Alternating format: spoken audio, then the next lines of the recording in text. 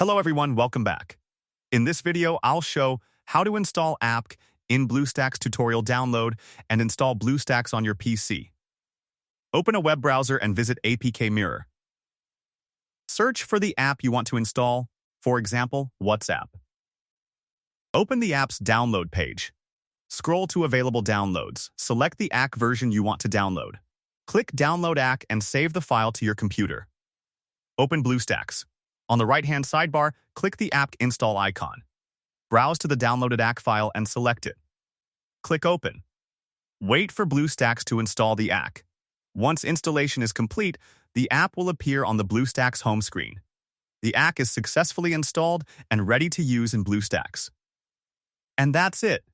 If you found this video helpful, don't forget to like, subscribe, and turn on notifications for more quick tutorials. Thanks for watching, and I'll see you in the next video.